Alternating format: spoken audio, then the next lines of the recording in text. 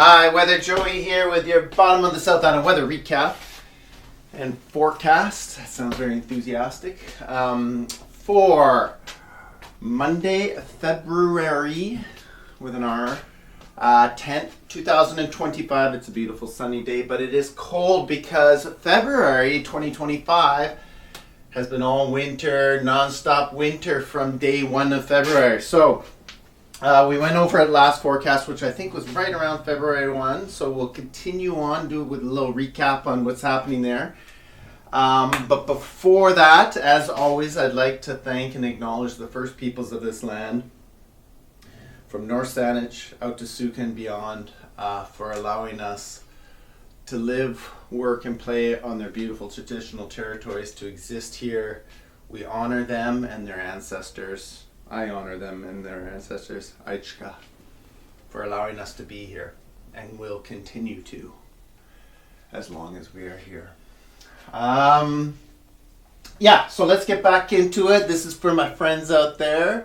You know who you are. And for the people in the future, the children in the future, because they will all be children and grow up to be adults. Don't know what that means, but had something in mind. Anyway, so to the weather. So last time we were talking about how high pressure here was dominating. This high pressure tends to be a colder high pressure because it stretches up into here and brings the way that air rotates around high pressure is around clockwise here and down from the northeast. So that brings in cold air, and that's what we've been in this winter weather. This has been driving this. Now, we had a low pressure come in at the end of January, meet in with some moisture coming in here. And this low pressure, we had talked about it, really dominated the weather situation last weekend and into early last week, which brought snow to the south coast. Some places saw, I think the valley saw like over 20 centimeters. Most others kind of saw 5 to 15 centimeters. So not quite qualifying as a snowstorm for the whole south coast, but definitely snowstorm in isolated spots. And cold temperatures, because with this low sitting around here, I think that was Saturday, Sunday, Monday, Tuesday, and into Wednesday, sitting and circulating around here, bringing in, drawing air in from here. So cold air, it brought us into cold snap temperatures, which is below -5 overnight temperatures. And then daytime temperatures kind of 0 to 5. So definitely winter weather for the West Coast. We are Canadian over here after all. So we got to experience that. That sort of low fizzled out by Wednesday. It lasted a little longer than we thought, actually. We thought it might clear out mid last week. We did get some clearing in as northerly flow, north-northwest flow moved in for Thursday. It didn't actually quite make it all the way down to the South Island. I happened to be up here in the mountains. Beautiful sunny day, amazing day on the hills on that Thursday and into Friday almost. But this low kind of kept the effect going. On Friday we had a little system move in here with some clouds on Friday into Saturday.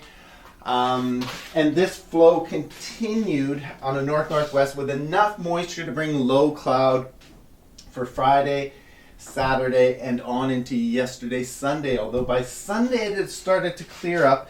And that was really because this high pressure that's been fueling all this started to stretch up a little bit, or move onto the coast, stretch up here a little bit, and cut off that marine moisture source down the coast, more of a dry continental source. And that's what we're seeing this morning, is clearing out. There was actually cold temperatures, but not any frost really, because that marine moisture wasn't there. And that's what we're expecting the next couple of days.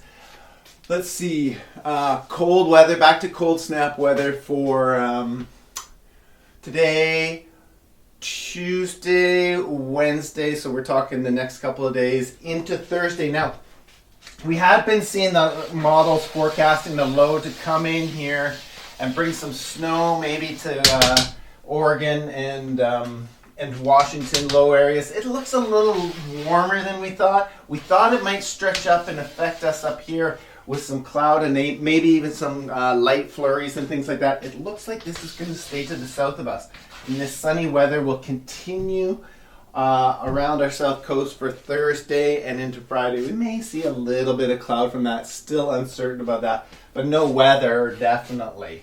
So where do we go from there? Well, that still brings, as this sort of high pressure dissipates later in the week, still brings a west-southwest flow like in behind this low. So we're expecting the systems to start arriving next weekend from the west-southwest, and we're expecting these might start off a little bit of snow on Saturday. That's 5 days away on the low-lying areas, but it'll soon warm up to more seasonal temperatures.